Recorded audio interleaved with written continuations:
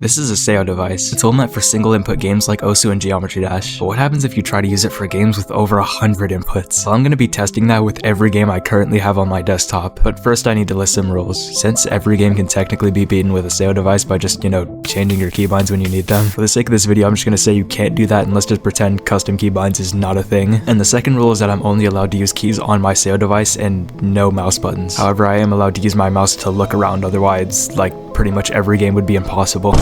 Considering people have beaten this game literally without moving, I'd say it's kind of obvious that it'd be possible to beat with only 3 keys. And those 3 keys for this game would be E for inventory and left click and right click. However, as of right now, there's only 1 seed found ever that you can do this on out of 18 quintillion, which is this many zeros. All credit to this guy, but essentially how you do this is you need a specific part of an ocean monument to line up with the portal room in a stronghold, which will basically just open up the portal room to the surface, letting you spawn in it. Then you build whatever the hell this is, I don't even know. Then using a fishing rod, you can pull the blazes towards you to get rods. Pearls are self-explanatory, you just kind of, wait, forever. And then after that, you can basically just beat the game by going into the end, closing your game, and then reopening it. Then when you reopen it, you have to build this weird redstone pattern and then kill yourself with a flint and steel. And when you respawn, the portal won't be active anymore, which lets you do a skip glitch, beating the entire game with only 3 keys.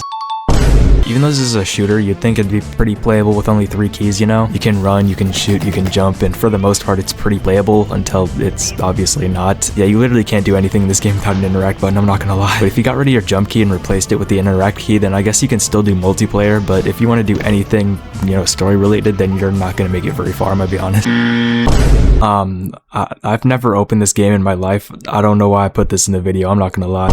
You'd think in a game where all you need to do is run forward would be pretty easy with only 3 keys to work with, but it's really not. Well, it can be anyway. Much like every other game, you need an interact button to skip through dialogue, and for this game, you obviously need a W key. But the thing about this game is that if you quit off the game right after your first time playing it, you'll be sent to an area where you're forced to move left and right, which we can't really afford here. So for this playthrough, let's just pretend like the person playing is very unemployed and wants to dedicate their entire life to the game with no breaks. Hypothetically, if you played enough, you could get a seed where you only need to go forward and not move left or right at all. Now, what's the probability of that, you might ask? About 1 in 50 million. And for one shard, it's about 1 in 10,000, which is still just insane. So hypothetically, it's possible, but just very unlikely.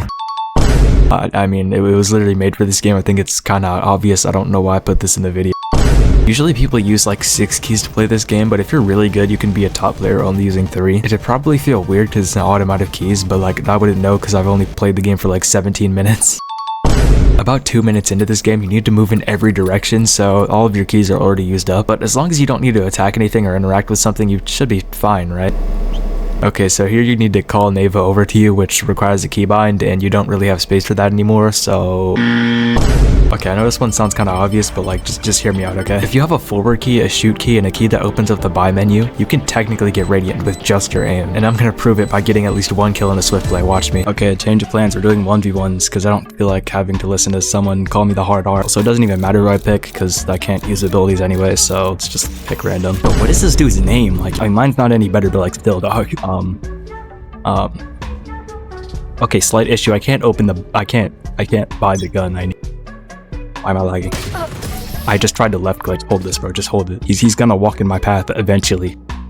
Yo, I will wait all day, bro. Oh my god. Yeah, I'm better. I'm actually... Run it down.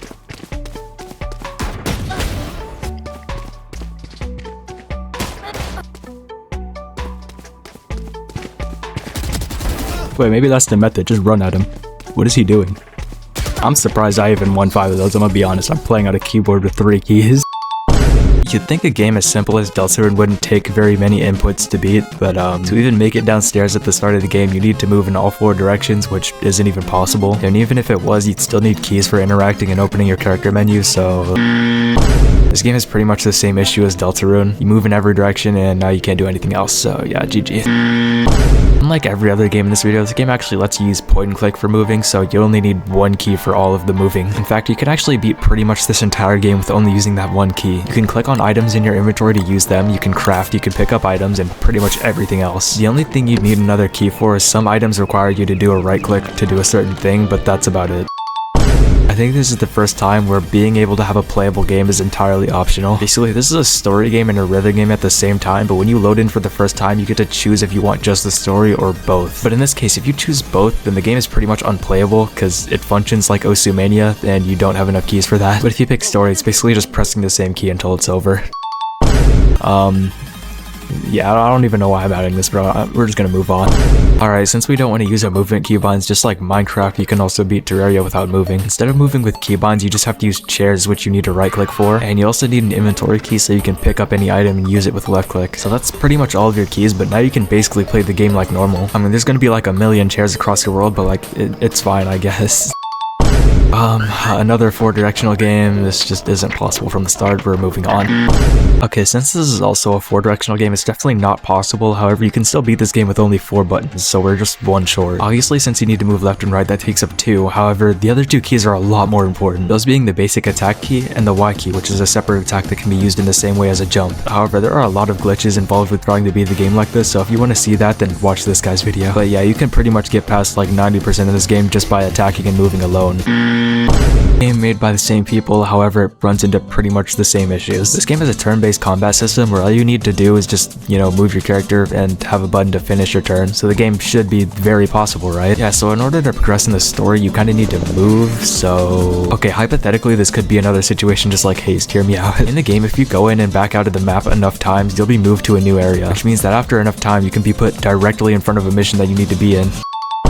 Loading into the first stage of this game, you need to walk forward and punch this wood barricade, then you need to press your parry button in order to grab this weapon, so you've used up literally all of your keys 10 seconds in. And literally just as I was wondering how far you could get with just 3 keys, I was immediately cooked within 30 seconds of the first stage. And for our last game, we have Cult of the Lamb, which has 4 directional movement, so it's just not even worth talking about. Okay, goodbye, bro.